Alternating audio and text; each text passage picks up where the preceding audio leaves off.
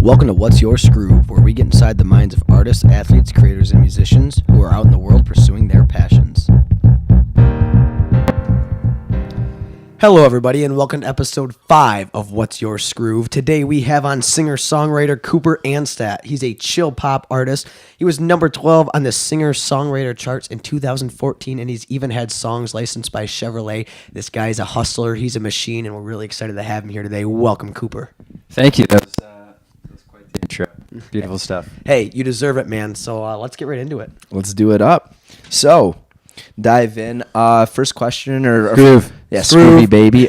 Just give us a little background on, when you got into music, when you first started playing, and kind of like how hockey got involved with your, music and that transition and all that. So, go for it. Just dive in. Yeah, so I grew up like you guys said, I grew up in Michigan, and I've been playing hockey since I was about 3 years old, and had always been playing hockey throughout my childhood, and then throughout high school, and then I played a year in college, and at my freshman year I stopped playing to focus more on music.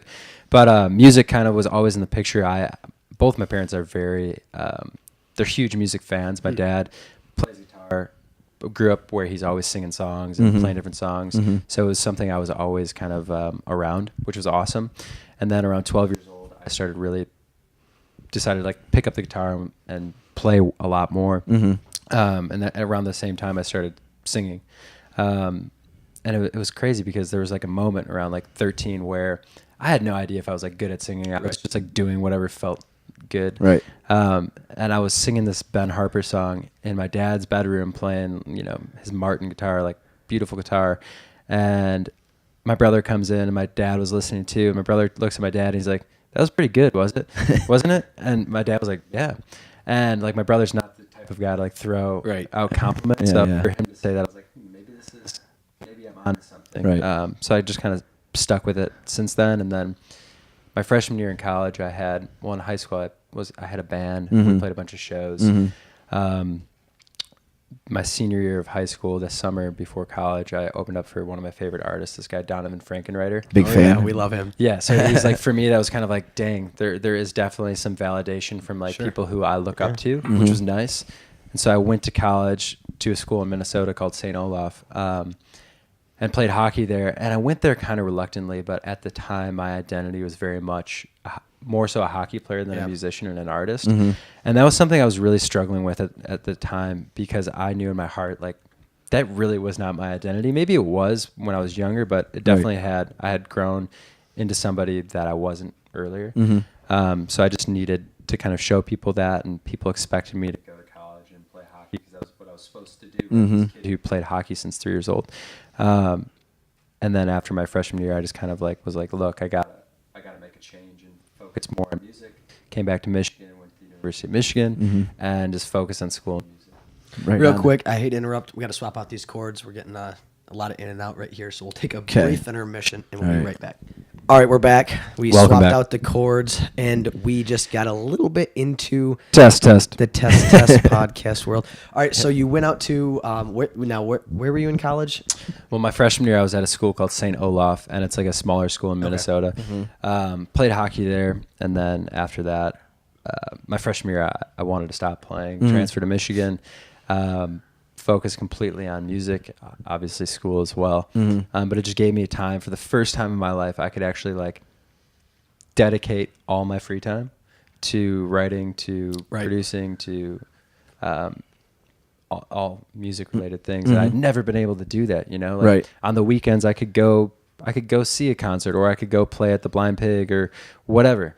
So it was I felt liberated from my old identity, which was very cool. And I think it was hard for a lot of people to understand why that was such a big thing for me, especially people close to me. Right. But dang, that first year back at Michigan, my sophomore year was it was literally a new life. It was a rebirth almost. Really. But I guess and to kind of get back into what we were talking about when we had the chord malfunction. We were talking off air a little bit, but I guess it made me also realize everything happens for a reason. And that first EP you mentioned when you introed me, that was called for a reason. And a lot of the reason for that title was my junior year in high school, I was actually going to I was supposed to be going to British Columbia to play for a team in the BCHL, going to like their final camp tryout, broke my ankle, shattered it, have a plate and 6 screws and 2 pins in my ankle. And so what happened was I ended up going to this other team in Maine that had already offered me a position, which was great. And my mom got sick that year, ended up leaving that team, coming back to Michigan to finish out at Orchard Lake St. Mary's, where I went to high school. And that kind of like, that was the moment I actually realized music was something that it was not just a hobby. Like the free time away from hockey when I broke my ankle, it was about 6 months off. That was the first chance I actually had to not have hockey in my life. And it was really, really good. Like it felt amazing once again. And so I think my sophomore year experience was just like me getting to feel that again, but more permanently, which was cool. And it's funny just kind of how the universe works. Yeah. Like deep down, you loved music, right? But you were stuck in, doing hockey, playing hockey. You kind of almost needed like an excuse, and that broken ankle, like you said on the break, was like, oh, you were devastated that, shit, my hockey career, like this sucks. But then like deep down, it was really like, it took an extreme act to, force you maybe into what you were meant to do. And, I think it's easy to get in rhythms too. Like, you do something for some time in your life and it's easy to not walk away from that. And another thing too, like in that timeline, which is interesting, like, in college, people really tend to find themselves. High school, you were in this rhythm that you started in middle school, and then people typically follow that direction. But once they get out of the house and get into a new experience, and you were all the way out of state, it kind of gave you that chance to say, well, what's my identity, and like, what do I want to make my identity, and who do I want to become? And it sounds like you found the right direction there. Yeah. I think you guys hit it on the nail on the head. It just took like something I thought at the time was like the worst possible thing, for my life and my dreams, or so I thought. Was actually like the best thing that could have ever happened to me, which is awesome. Yeah, everything always seems to work out. A little bit of serendipity and just a little serendipitous.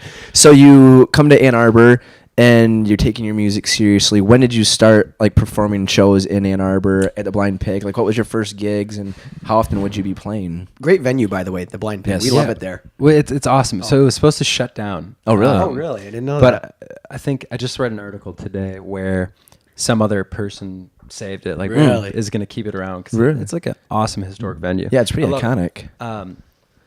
So back to the question. I think the year I came there, like my sophomore year, I started playing shows like immediately, and I already had that EP out. So or maybe it was I think it was the fall of my sophomore year. I released that EP. So I went into Michigan with these 5 songs that were recorded in Nashville with a friend of mine, and we were really excited about the project, and it ended up people were excited about it, which was really cool. And I used a lot of like my hockey connections to help kind of promote it on Twitter, Facebook, Instagram, all those good social media outlets. And we kind of developed like a content strategy as far as like who was going to post when. So like if it was like, I have a good buddy, Steve Alexi, who at the time was playing on Washington Capitals, and he tweeted out about it and did like, I'll buy, the first 10 people who retweet the album, or what I mean? Which is really cool. Yeah. And then another buddy from St. Mary's, Jeff Petrie, who was on Edmonton at the time, he did something similar, but like a week or so later. So it kind of we had like bigger platforms like that with like these influencers in the hockey community posting about it. And additionally, like hockey magazines and different, the hockey community kind of like picked up and around the story, which was really cool. And then my own circle of friends and connections within the college community, kind of took it and ran with it. Yeah, exactly.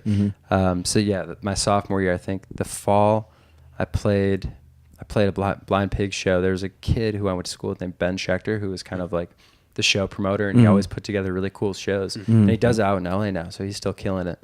And I met him that year, and I think we did some sort of show, but it was cool. Did you like it? Yeah, it's amazing. Blind Pig was cool. Like the first show I ever played there, my sophomore year, there's, under probably 60 people there. Right. And then Yeah. my senior year, we did a show and the thing was packed. Like there was like literally like 150 people. That's awesome. So to go from 40, 50 people to And if like you've never been 150, there, that's a lot of people in that venue. it was crazy. That's tight. It was nuts. And so it was just the perfect thing to have this first initial experience as a sophomore. Not that 40 people at the Blind Pig is bad. Like Right. if I were to go there right now and play to 40 people, I'd be completely happy. Yeah. But it was very cool to kind of see the growth throughout those years. Right, and just your following grow. Yeah. I kind of want to dive into, because we do this with almost all our guests, how we got connected with you and how we met. So, a little backstory. Our buddy Aaron Snyder, he is a videographer, and he was in town and shot one of your music videos. Oh, yeah. So we were like, dude, Aaron, what's up? What are you up to? And he goes, dude, I'm shooting this music video in Ann Arbor. If you guys want to come hang out and, follow me around. We're like, oh, yeah, for sure. So we get down there, and it's at your apartment. He's like shooting in your apartment. Yeah. We meet you and Alexis. Previous Muse. Alexis Sussela. Yeah, it was the Muse like 2 Muses ago. So we met her. We met Cooper that day. Big day. And it was a big day. And just like an instant connection, just cool guy. Vibed off each other. Went to a show Cool the next guy. day, right? Yeah, we went. Yeah, it was like a week. Where did we go to? We No. came to your. Oh, you came the to my show, flower the flower shop. shop. the Was that flower the next shop. day? That show. was cool. That was. It was the next day. It might have been the next day. That I think was it was awesome. the next day because I know we went to Hopcat and had a couple beers. Yeah, after yeah. something. I don't Yes, know what yes, that we did. was, and then I think you came back the Yeah. next day. Yeah. And we're like, hey, I think we should shoot this. The flower shop show. We almost didn't. I remember the weather was awful. It was snowing so bad. We were like, dude, we got to go to this show. I think I'm pretty sure it's the 60 seconds, so we'll link We'll that link below. that, yeah. But yeah, it was super Link cool. below. Check it out. But that was super. It was a super intimate venue, and That it was was sweet. That was an awesome show, and you killed it. And you used to work there, so you'd Yeah, had yeah. that it kind of. It was cool. That is man. cool. Like, It was very cool. We did. It was like super last minute, and we did like a benefit show. I think Forgotten Harvest was like the charity we worked with, and I had worked. My friend Danny started this flower shop in Ann Arbor, and she had graduated from Michigan like a year or two before, and she's just a badass. You know what I mean? Graduates college, starts her own business, and it's beautiful. Like the way she had. You guys were there. Yeah. It's insane. sweet University setup. Flower Shop is the name. And I was like, this shop is so cool. I'd love to help you out, even if it's like a week or two or a couple days a week. And so I started just helping her out, just doing random stuff for her around the shop, getting some extra cash. And then I realized I was like, dang, we should shoot, or we should like throw a concert in here because it's That the little perfect loft. venue. Yeah. Yeah, you were like, yeah, I'm having a show at a flower shop. I'm like, oh, that sounds cool. I was like, how do you have a show at a flower shop? Well, they had beers in the fridge. Yeah, too. It was yeah, cool. Had It the was- cooler stocked, and then how the flower shop is set up We were is all there's like drinking. a upstairs loft Yeah. and like perform down, which is really cool. It was sweet. So that's how we got connected, and Amazing. yeah, just gave him some Skroove stuff, and he supported the brand ever right. since, That's and we right. stayed in touch. So Oh yeah. it's kind of crazy how all the connections and the people we meet just Yeah. through going out and doing stuff. But interesting segue. I want you to talk about musical inspiration, because that's when I like first came in your apartment. I saw the Donavon Frankenreiter Yeah. poster, Yeah. Yep. and that's I was like, That's oh, right. dude, this guy, I'm gonna like his music. Yeah. So, Dono. who is your musical inspiration? I mean, I think Donavon Frankenreiter would be in there for sure. Mm-hmm. But like going back to like my dad, he played so many songs growing up, like guys like Jim Croce, Oh, yeah, James dude. Taylor. My mom's a huge Carole King fan, so like those kind of like really classic songwriters. Like none of those people were. I mean, they're all great singers, but it's not like they're Beyonce. You know what I mean? The root of what they do is just like a great song, and the writing of the song, it's just so pure, and what they're saying has so much substance. It doesn't really matter who's singing those songs. It's a great song regardless. So I think the initial kind of like interest in just songwriting and hearing it in the mindset of a writer, like thinking like I want to write something like that. Yeah. Where like Carole King, Jim Croce, James Taylor, Cat Stevens. And then the first kind of like people I started to discover and like got really inspired from were Jack Johnson, Mason Jennings, Ben Harper, Oh, yeah. Donavon Frankenreiter. Those are kind of like the core for sure.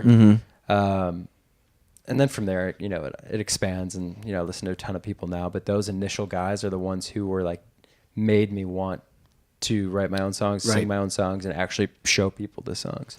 So what was it like performing or opening up for Donavon Frankenreiter, a guy that like is getting a taste of that so early on in your career is like, you know, some people couldn't go their whole a life musical inspiration of yours, and you get to perform on the same stage as him. Dive into that a little bit. Yeah, now it seems so. It's been a little bit. I think that was 2013, and it's looking back. Like in the moment, I was so excited. Like it just seemed like this was supposed to happen, and all these crazy things were going to follow it. But it was crazy, you know. Like I went from listening to this guy all the time, and the way this all happened was on Facebook. They were like looking for a couple of openers, and I just like turned my music to them. Yeah. And at the time, these were just like rough demos I had recorded in some like random studio in Michigan. I don't know where it was, the studio, but anyways, I turned in these songs. And these were like the first 4 songs I'd ever written. They were really cool. I like them. And I didn't hear anything from them for like 4 months. Oh, wow. And I was like, okay, well, I like didn't tried. I didn't Worth get that a shot. opportunity. Yeah, and I was like, doesn't matter. And then I was golfing one day with like a couple buddies, and I got an email, and we were playing 19 holes. Or 18 holes. Holy shit. Well, the 19th hole. Hole. Can't forget that hole. The most important. Yeah, that's right. Yeah, so anyways, on like the 9th hole, I get this email from like Donovan's manager, and he's like, Cooper, like, what up, dude? Like, we'd love for you to open up in Ocean City, Maryland, which was sweet. Like, I freaked out, didn't golf the rest of the night that I still had to play, so I just like sat in the car, drove around. It was just like, it was an amazing day, you know? And so fast forward to the performance day, I remember walking in, and Donovan was already sound checking, and just being able to be there in that moment and actually like be able to go to like backstage, like where he's able to go, and just like be a part of that same community and be kind of like grouped in with him. It was crazy. It was nuts because like I always saw him as this kind of like iconic figure to me. Yeah. But now I'm sitting in the same stage and opening for him and interacting with him. Wild. Yeah. And I was fairly young at the time, so it was awesome. Did you talk to him? Yeah, we talked, and like he was like, "Let's do a shot of Patron," and like I was not 21. I was like, "Shit, I can't do that." But yes. So yeah, we talked a little bit. I mean, I didn't get to interact with him as much as I'd like. Yeah, but that's the awesome. Opportunity and the experience was amazing. Sure. It was something that, it was very special for me at that time, and still is. Yeah. So, I mean, like everybody, especially with social media, you know, everybody always has this idea of what people's lives are like, and then there's their actual life. What's a day in the life of Cooper? What does it look like? I wake up, a little Jameson in my coffee. That's only on Fridays. Just Jameson's a great choice, by the way. Get the creative process going. That's right. It's a little creative juices. Yeah. So if we're thinking more on like a creative day, if I have a day where I'm just like trying to get a lot done creatively, I love waking up, making like a whole pot of coffee, just be sipping on that throughout the morning. And like I have like a little folder on my phone where I keep like different song ideas. And I just try to kind of get through 1 or 2 and like write a song or 2 in the morning while drinking coffee. Like the morning, for whatever reason, is when I'm most inspired, most motivated. And I think that's probably true of most people. But, are you a morning person or a night person? 100%. Like I was up at 5 today. I was telling you guys. Yeah. Like I love the morning. It's weird, but I feel very... I feel so inspired in the morning, and like there's so much opportunity. You wake up and you're like, oh my God, I have a whole fucking day. Dude, do something. For sure. So that's besides the point. Back to the question. I mean, creatively try to write in the morning. If I'm writing with another person, like we're either going to like their studio where we're co-writing in their like little home studio, and they can demo the song, and then we can turn it into their publisher or my publisher when the time comes, if it's like a song that we see might have some potential. So as far as like a writing day goes, that's kind of what it looks like. But honestly, some days I want to write so bad, but it's so hard to get a song out, or like the idea is not really coming to me, and no matter what I do, the song can't really come to life in the way I want. Yeah, and you definitely can't force it, but sometimes I finish the song and then I'm just like, this kind of sucks. Right. But then I play it the next day and it doesn't suck. So it's just a mind fuck. Yeah, to be honest. That's interesting. What does the creative process like look like for you? Is it like, all right, I'm going to sit down today and I'm going to write a song like you just said. I mean, I'm sure that's part of it. Or is it like, oh, dude, I just had this thought while driving in the car. Let me write this down. I mean, being a singer-songwriter, what is your kind of creative process like? Yeah. So, I mean, the car situation that you're kind of talking about, I think that happens a lot to me just on the day-to-day. But that's more of like the idea of the song. Oh, what is this song going to be? Like I thought today while I was driving, like kissing my best friend. And that was just like a rough song idea I want to talk about, mainly because like, what does that even mean? It's like, is Cooper talking about kissing like his best friend, right? His best guy friend, or is like his girlfriend like his best friend, and that's who he's kissing? Like, I don't even care what people think. They could take it whichever way they want. I don't care. But it's just that song in particular, I'm excited to write mainly because I love the idea and I love the ambiguity of what it is actually about, and letting people just take it wherever they want. Right. And like, again, I don't care. Right. So inspiration can happen that way, where I just think of like an idea like that, or maybe it's just like a catchy line, Right. and I'll write that down in my phone in notes, or if it's like a catchy hook that for whatever reason some melody that's in my head, I'll just like voice memo it really quick. Oh, really? And then I'll just like bring those back to moments when I'm actually sitting down ready to like to hash out a song, or I'll bring, if it's a co-write, I'll bring some of these ideas to writes, which is great. What normally comes first, the music or the lyrics? For me, it's kind of just like the melody and maybe the guitar progression or like the guitar lick if it's kind of more intricate. I'd say that's majority of the time what happens, but yeah, I mean, it can come any way, but for me, that's really typical. So you have like your notes full of just different ideas and topics, but then you like specifically say, all right, I'm going to spend like 6 hours today trying to write this song or whatever you feel like, whatever you're in the mood for, or what? Yeah. Some days I wake up and that idea might not be inspiring me in the same way it was. Right. And I go somewhere else with it. But for example, generally it doesn't take like 6 hours to write a song. Like the longest I would want to sit down trying to write a song is maybe 2-3 hours. But that's even really long. Is it? A lot of times like it happens under an hour sometimes with like songs I'm really excited about.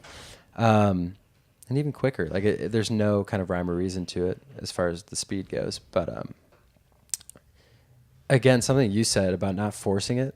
So recently I've kind of like taken a small break from writing, mainly because I think I wanted to give that part of my brain a chance to kind of like reset almost and get away from habits I was in melodically and guitar-wise and lyrically, and just where my mind tended to go. I was kind of like wanted to go in a different direction, but sometimes my mind was kind of like reverting back to its comfort zone. So I took a break about a month and just kind of like let my brain reset. And so like this week actually I've started just to write every morning, and I have about 3 songs. So Sunday, Monday, Tuesday.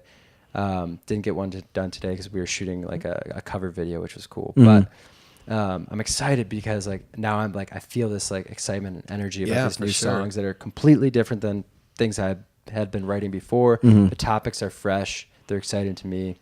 And like, I'm obviously in a different place in my life than I was a month ago. Right. So new things are in my mind, new people, new everything. So it's always fresh inspiration, which is cool. So what instruments do you play? I know you play guitar. Do you record other instruments for your songs, or do you bring in a band, or how does that work? Yeah, so it kind of just depends. If we're recording, tracking everything live, like I'll have a band come.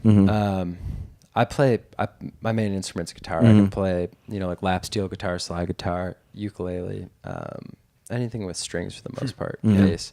But definitely, I mean, my main thing is guitar. I don't really try to stray away from anything that doesn't feel like it's me. And I love the guitar. For me, it's just kind of like my thing. But yeah, to your question, if we're tracking live and we're trying to get kind of like that more organic sound, we'll have a live band in there and track each instrument one by one. Occasionally we'll play it live and record it that way too if we're in a decent studio. But a lot of the ways that I've been doing it now, it's essentially just recording the guitar and the vocals live. Okay. And then everything else is just samples from like Logic or different Gotcha. different software that we have access to a bunch of different sounds. Like we can literally have, drums on a song, but all those drums are just sampled. Isn't 2017 great? 2017 is great. Yeah. So it's crazy because a lot of the tracks sound like a live band, and it will fool 99% of for sure. the public. If you're in kind of like the music, you might be able to sniff you might be able to tell. But a lot of the times, what I'm recording are just like to get the idea down and show people, show other producers, and quickly record a song and produce it to keep up with my writing. Yeah. Like if I write a song and just put the lyrics in my computer, like that's not doing me any good. Right. I want to like get some idea down beyond just the guitar and the vocals. So you can throw some drums on or throw some different loops just to have some like kind of more body to the song. Context. Yeah. Do you ever perform with a full band? Yeah. I love playing solo, but I'll occasionally play a full band depending on the show. Like we've done like a couple fair shows, and then the Blind Pig I've played full band every time I've been there, which is fun as hell. Like it is awesome. The energy of the band and like the people, and not being alone up there is nice as well. I can imagine. It's nice. It's fun to be alone and just like you and your acoustic guitar, but that can be very intimidating and vulnerable, which is fine, but it's just a different setting. And like me alone is not going to carry a room like the Blind Pig and get people hype. Not that they should be getting hype at my show, but just like give them an experience I think they deserve beyond just me and an acoustic guitar at the Blind Pig. So what is that? Just buddies that that play instruments or what? So I've met different like musicians throughout the years in Michigan. And like a lot of them are friends now. Oh yeah. And some are just like guys who have been kind of references, and they're like, hey, so and so's a great drummer. You should like give him a shot, and then we'll just like jam and see how it goes. Fits. Yeah, right. exactly. Very cool. Yeah. Right on. All right, we'll take a brief intermission. We're hitting that limit, and we'll be back in a minute. Yep. Test, and we're back. We are back. Yeah, we back. Commercial break brought to you by Dawn Patrol Coffee by Skroove. Had to refill our coffee mugs. I love how you guys sponsor your own. Yeah, you love that. It's kind of just like a giant joke. All right. So let's dive into the licensing with like the Chevy commercial. I think that's pretty sweet. Yeah. So many people have their music on TV. Like that's awesome. Yeah, sweet. That's like another thing that kind of like that Donavon Frankenreiter show. It's just like random and awesome. So that happened. So it was a song I had recorded. I had written my junior year in college. It was called Move. Just like a fun kind of song. And I was in LA that summer, and I was interning for Interscope Records, which is under Universal. And I had I met a producer out there named Ryan McDermott, and we became kind of buddies. And he produced a song for me and re-recorded it out there. And then I released it the fall of my senior year, I believe it was. Yeah. Or the summer. I don't know. But anyway, so at that same time, I had just signed a publishing deal with a company called North Star Media, and they're a sync publisher. And what that means is sync publishing is like their focus is licensing music to film and television. Okay. And so that's kind of how that whole relationship happened. They love the song Move. So North Star kind of like got that song from me, but also the first project as well. And so they had the relationship with Chevy, and just kind of like were pitching my songs around, and that just seemed to be a good fit for them. And so that's how that all happened. All I really did was write the song and then sing it. Oh, that's it. Huh? Just the most important part. Yeah. But as far as like all the other things that fell into place business wise, it just kind of was on their end, I guess. That's cool. Because I didn't have those relationships, but I obviously had the relationship with North Star, which was great. And they're super cool. So I'm really thankful for them, and like they've helped me a lot. And like that placement has, and that Chevy commercial has gotten further than I thought it would. It's kind of probably which is cool. legitimized you too among like what I mean. Some people they see that and they're like, oh, like this is really legit. You know what I mean? It may have inadvertently like upped your status among some of your fans and viewers. Yeah, it's kind of funny that happened, because it's just like the song is no different. You know what I mean? Yeah, it's just like they just see some brand medium, that's validated it. Yeah, it's like it's just ridiculous. And like people were like paid more attention. Like people who I was close with, who knew I was a musician, paid way more close attention to what I was doing, they were like asking me about it more, which is great. And I'm like, that's really awesome that they're interested. But it's just funny that it took that. It's like, what do you mean? Like that song's been out for 2 months. It's just like from like you big, he's just another musician to like, oh, sweet, Chevy commercial. Yeah. Right. Like, yeah. And like in reality, like, I mean, that's a great thing. But again, it's like,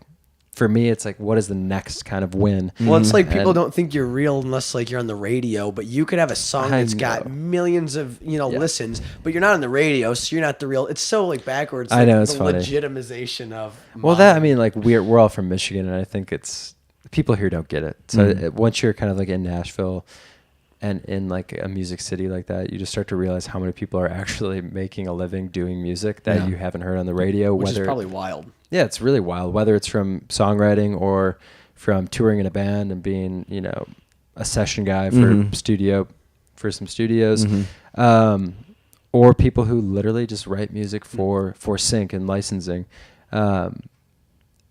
It's cool to see. So I want to touch on that Nashville. Yeah. When you got down there and what that experience is like, kind of like what you do, and just dive into that. Yeah, so Nashville I had been going down to Nashville since I recorded that first project my sophomore year. And my freshman year of college, I went down there a couple times to kind of like write with some people, record some of the songs that were on that first project. And so my freshman, sophomore, junior year, I kept kind of revisiting Nashville a couple times a year, just like meeting people, building relationships, because I knew that I would probably be moving there after I graduated. And I didn't want to kind of like start at step one the day I got there after I graduated. So I went after I graduated and moved down there 2 months later. I already had like relationships and knew some people, not that I knew a lot by any means, but it made me feel much more confident in the move, knowing that like, I have like a base of people, like an infrastructure that I kind of was going into, which was nice.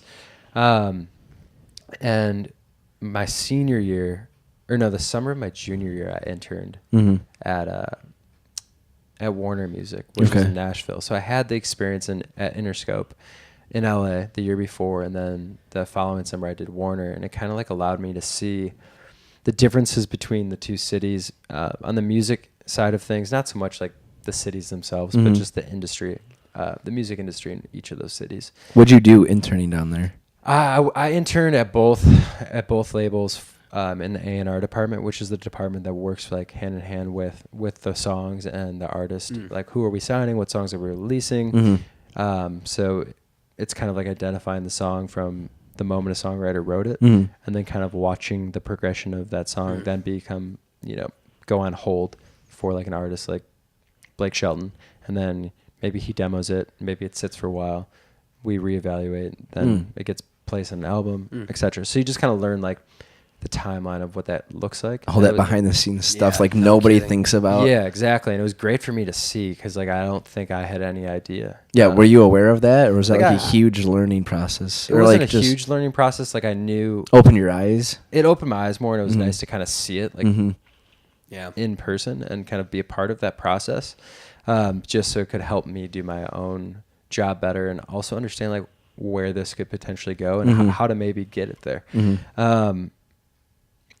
And so after that, I decided Nashville was like definitely the right place for me based on like the relationships I'd made and just the city itself. I really love. So I moved there after my senior year, and I've been there for about 6 months now. I think 6 or 7. I'm not sure, but things are great.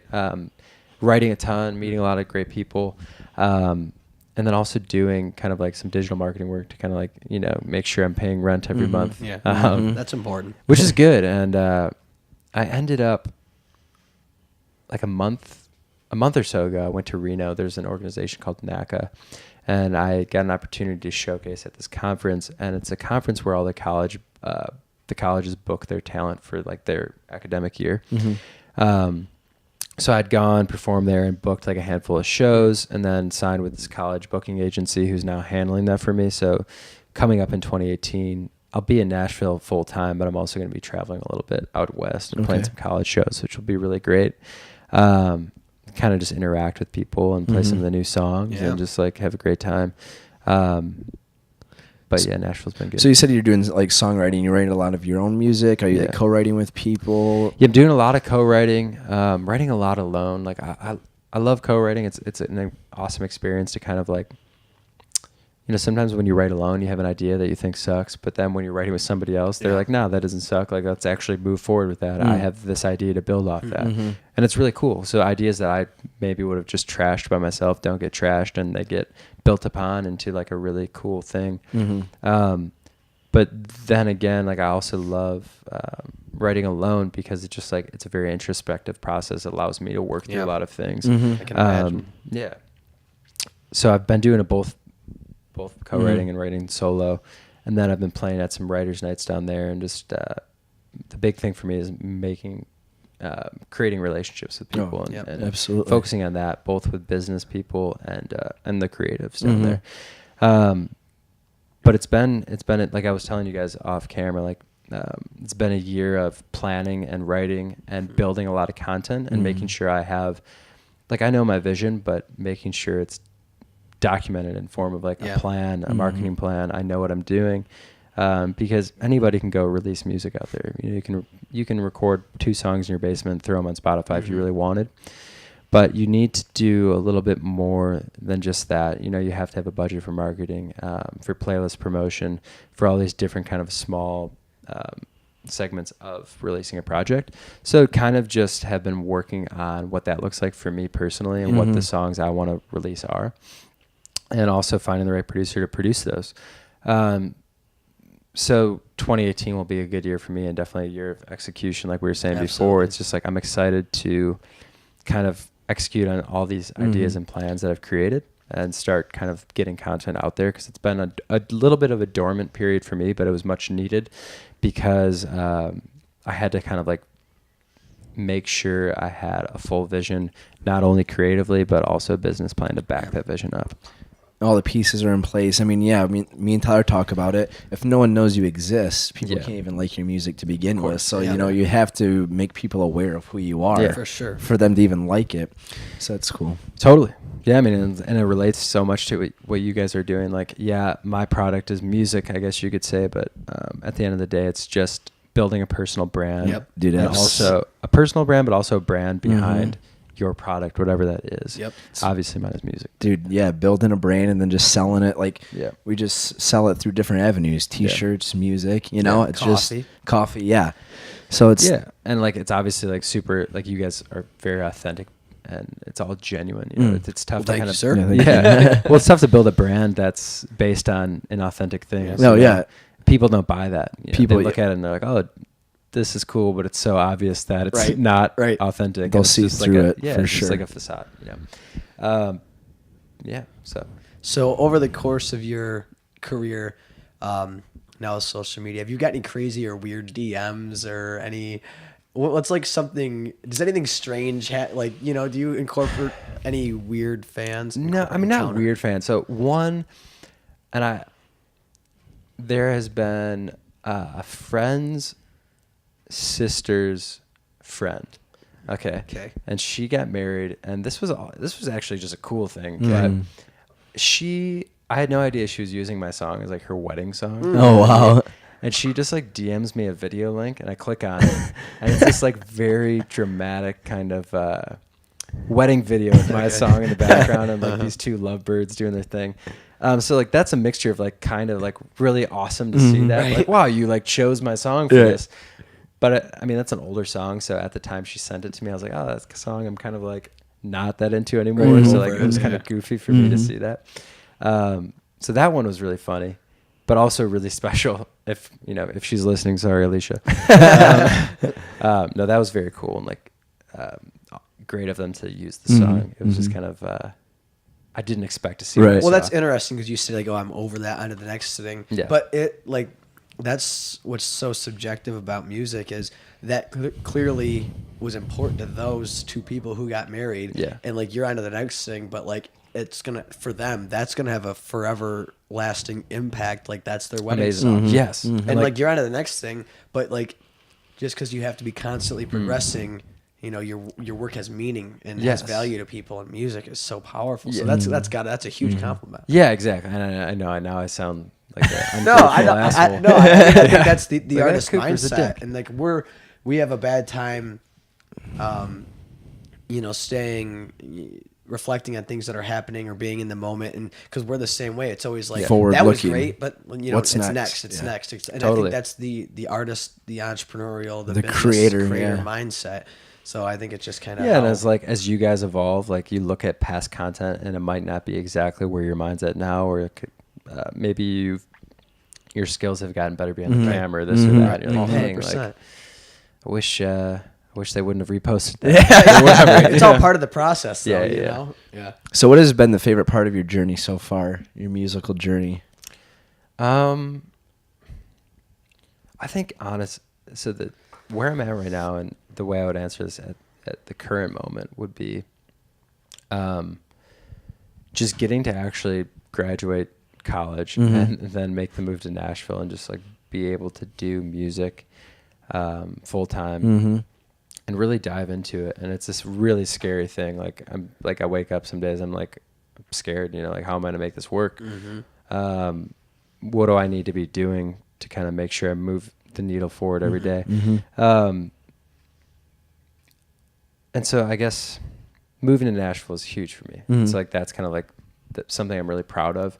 And I'm proud I'm kind of facing the fear of like failure. Right. But also I don't know what failure means in regards to what I'm doing, mainly because as long as I can continue writing songs, and getting to share them with people, I'm not the type of artist who, like, if I sell at a stadium, that's really cool and I'd be really proud of that. But if I'm able to travel around the country and play at small venues for like 100 people in every city in America, that would be amazing. And anything more than that, that's great too. But as long as I can have a sustainable career, that'd be awesome. And I totally got away from your question. No, that's good. But yeah, moving to Nashville is just like has been huge for me and like really important for my growth as a person, but also as an artist. Kind of took that leap. Yeah. You know what I mean? Like Yeah. by you deciding to move down. Not there. a lot of people do that. Yeah, it's like, oh, am I serious about this? Okay, well, like let's do something about it then. And sometimes you just got to say what's the worst thing that could happen, the worst thing that could happen is usually not that bad. Totally. Yeah. So looking like forward 30 years in the future, what is like the dream for you? Like you look back, you're 30 years forward, you're like, all right, you're sitting wherever you're sitting, you're like, all right, like I did it. Like this is what I wanted to do. What's that look like? Where are you sitting? Yeah, I don't, that long distant future is crazy to think about. There's so many, I'm very similar to you guys in a lot of ways, as music is kind of like my main thing that I love so much, but I do see a lot of different kind of segues off of it into like smaller other little side creative entrepreneurial projects. So I think, 30 years from now, being able to have a sustainable music career, like I said, like be able to go to any city in America and be like, hey, I'm throwing a show and have people actually show. Yeah. Have 100 people come out and buy tickets and want to hear my songs that I've written over the 30 years.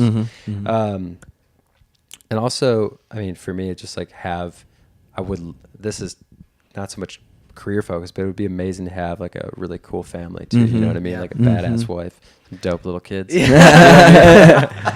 A couple of alphas running there. Yeah, exactly. And then beyond that, I would love to own my own coffee shop, which is ironic that you guys have a similar passion. Maybe that's just a millennial thing. Maybe we're not that unique. It's all about coffee.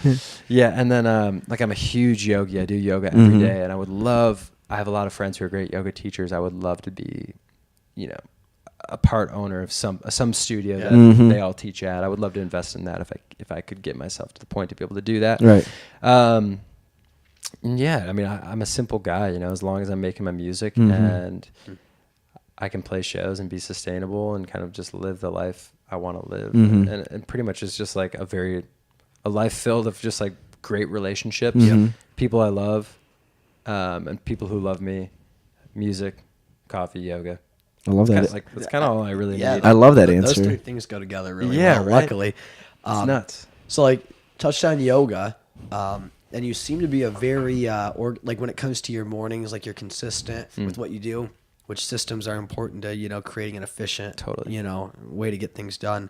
Do you do yoga every morning? Do you meditate? Like what's like do you have like a morning ritual? Yeah. Do you what's like your mindfulness approach to? Well, I don't. I have so many friends who meditate, and they always try to get me into it. And I'm like, I want to get into meditation myself, but I have a really difficult time kind of building that routine of meditation, because meditation is just a very difficult thing to get into, for me at least. But yeah, I do yoga every day. And I try to meditate as much as I can, but I'd say I meditate probably like 3 times a week. And I'd love to meditate every day. But some days, you wake up, you got to be somewhere, you got to do this and that. And I don't make time to sit down and take 5-10 minutes just to actually focus on my breath and just kind of give myself a moment before kind of the day, and not try to rush through the day, but kind of let the day just kind of happen. So yeah, I do yoga every day. Whether it's at home or whether it's at a studio, drink a ton of coffee. Yeah, it's insane. Us too. Yeah. We have a Did you find a good yoga studio in Nashville to go to? Yeah. So, I mean, in Michigan, there's a studio called Center for Yoga, and it's amazing. And that's where I practice here. And the style of yoga that's done here is slightly different than everywhere else in the U.S. And does it have a name? Or it's just they just practice it differently? Yeah, it's slightly different. There is a name. It's for any yogis out there. It's a vinyasa-based yoga, but within each part of the class, there's moments to have freedom within each part. So like in yoga, there's a sun A, sun B, sun C, which are kind of like the central parts in the beginning, like the first half of the class. And so within each of these sun A, sun B, sun Cs, they give you majority of the time to actually flow on your own and do the poses on your own. Really? Okay. And so in other studios around the world and the country, it's very guided. It's very we're doing this pose, and we're doing this pose, this and that. They coach you through each thing. And with the yoga here, it's much more. There's much more freedom involved and creative expression when it comes to yoga. So you can add on poses. You can do whatever feels good for your body. And so I was craving that so bad in Nashville. I haven't really found the exact thing. Yeah. But I've been practicing at this one studio called Shakti, which is really cool. But I found another one that the teacher was actually trained by a teacher who started this style of yoga in Michigan. Okay. So her studio is kind of like the one here. Cool. So yeah, I have found a studio, which is good. Yeah. All right, here's a question for you. If you could collab with anyone in the world, who would it be? Let's say alive or dead, too.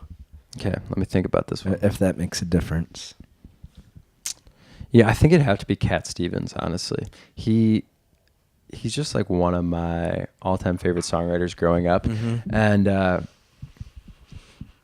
think it'd be really, really special to play with him. He's just like, he's a simple dude, too, and he's just like really powerful. The things he talks about, he's kind of like, to me, he was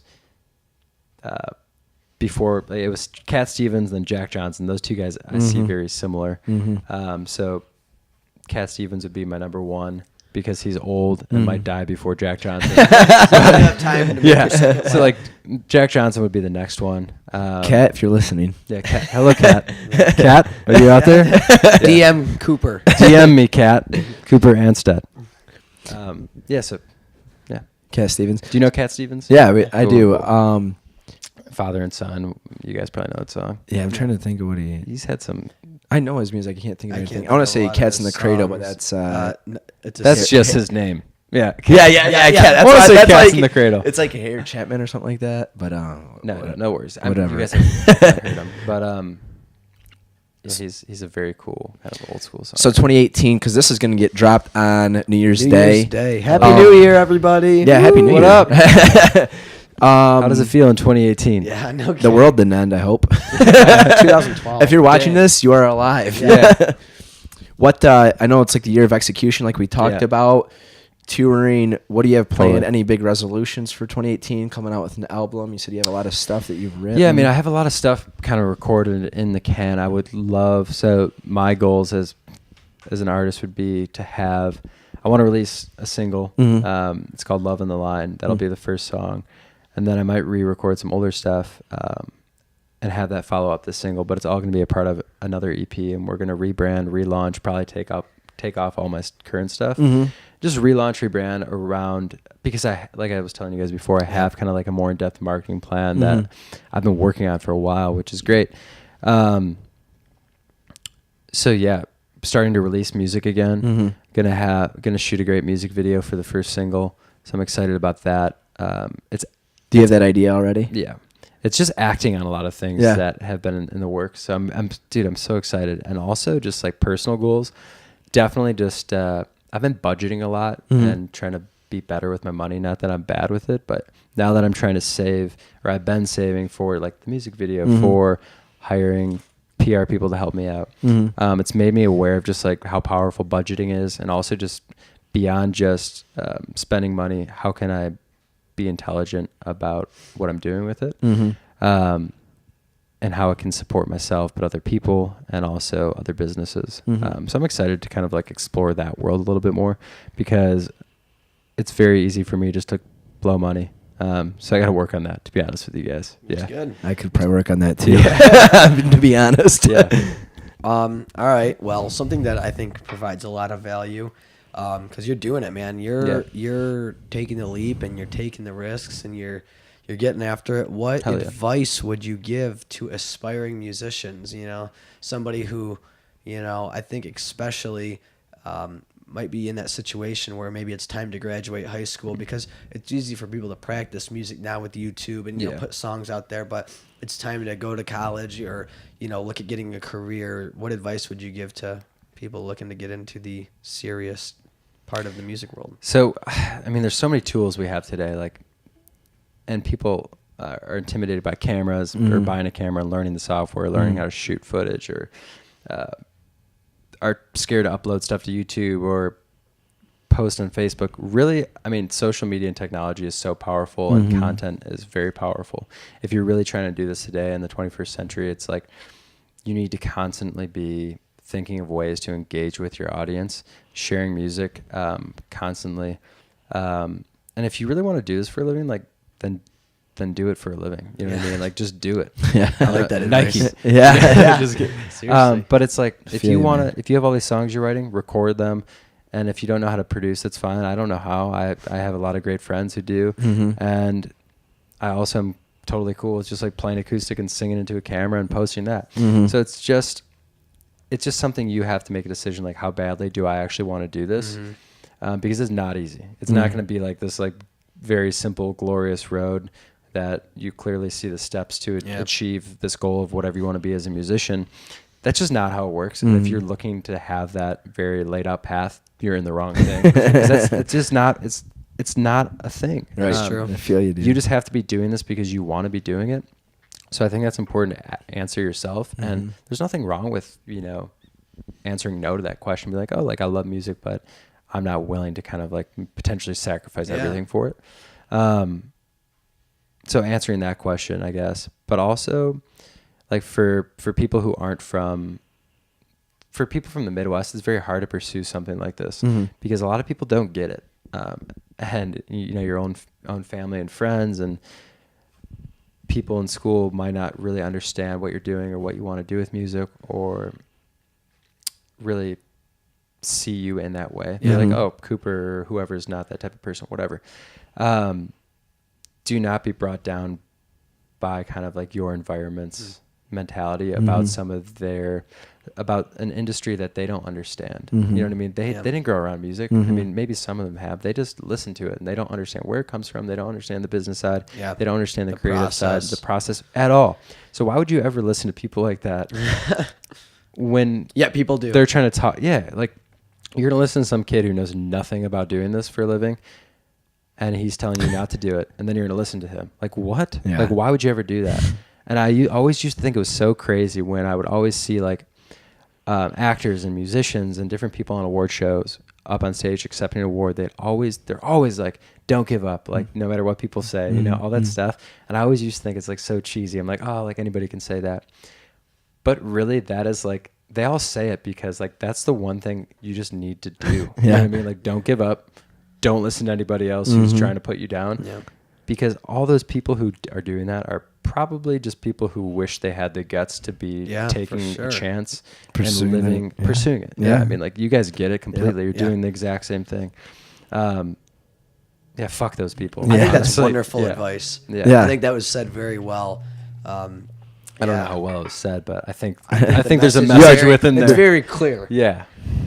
We're noticing a common theme here. Yeah, the outer vibe, and said pretty much the same thing, and it's like the same beliefs that we have, and I mean 100%. that's what this podcast is about. That's why we want Totally. to start it, is talk to people who are pursuing their passion, Shine light Yeah. on what's the grind behind it. It's not Yeah. and hopefully we can inspire one person out of a million to be like, oh, dude, yeah, like I can do this, because like we're no different. We're just average guys that are pursuing our passion. Yeah, dude. yeah. Totally. Nothing special. Well, I have a few more points that we want to touch on, but let's restart our equipment real quick. And we're back. Action. So what is your favorite part about being a musician and doing it full time? What do you love about creating music? Well, right now it's just getting to do something that nobody else, where I'm from really does. Mm-hmm. It's definitely fun. But also just like the community that I'm a part of, like getting to interact with other people who are so like-minded and doing the same thing I am.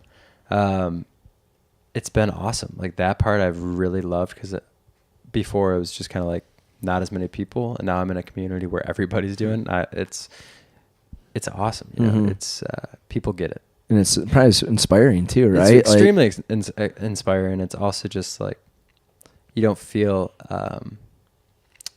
outcast. like an outcast. Is that the right word? Yeah, I guess so. Yeah, Well, and you are who you surround yourself with too, to an Yeah. extent. So if you're around these creators who are betting on their, their future too, and it's probably more. It's kind of like being on a team, I would imagine. You know what I mean, totally, right? totally. Yeah, That hockey reference there, right? Yeah, How would it's just a totally different environment and mentality. So it's been cool to be a part of that. Yeah. Right on. Do you have anything else to touch on right now, or what? Nope. We've had a productive podcast. Yeah, we've touched a lot of things. Anything? Touched on a lot of things. Yeah. And we've created a great podcast. Anything that you want to say? I mean, this is a platform. Any message you want to convey? Any? Skroove Coffee's pretty freaking good. Oh, wow. You gotta All say right. that. Endorsed. We're Love doing it. good Endorsed, so far. yeah. I think everybody has loved it. Yeah, well, you should hear what they say off camera and without the mic on. We're gonna dump a ton of cream and sugar. No, I'm just kidding. No, I mean, a lot of the things I would want to convey and say, I've said throughout the podcast, to be honest. So I feel, it's just anybody who's at all connecting with what we're talking about. I hope in some way this has helped them. You know what I mean? If anyone has any Musician- particular questions, could they DM Of you? course, yeah. I would love that. I'm always down to talk about about music, about writing, about the business side of music. Really anything. Right on. What is the best way people can follow you? Spotify, Cooper Anstett? Yeah, Spotify's Instagram? Cooper Anstett. I'm mostly on Instagram these days, But which is probably not good. Facebook, YouTube. So everything's Cooper Anstett. COOPERANSTETT. Yeah, that's I think my handle on everything. Okay. Give him a follow, Yeah, like follow his me. stuff, listen to his music, me. shoot him a DM, like him. Guys, Cooper is awesome. If you get a chance, try and see him perform. And Stay tuned for 2018 because it's a year of execution. Yes, That's right. That's the name of the year. A lot of big moves coming. that's right. We'll see you guys next time. Thanks for Peace tuning out. in, and thank you for being here, Cooper. Thank you guys so much for tuning in. All episodes of What's Your Skroove are available on our website, www.skrooveko.com. Be sure to subscribe and leave a rating. And as always, there are free stickers available at skrooveko.com. We'll see you guys next time.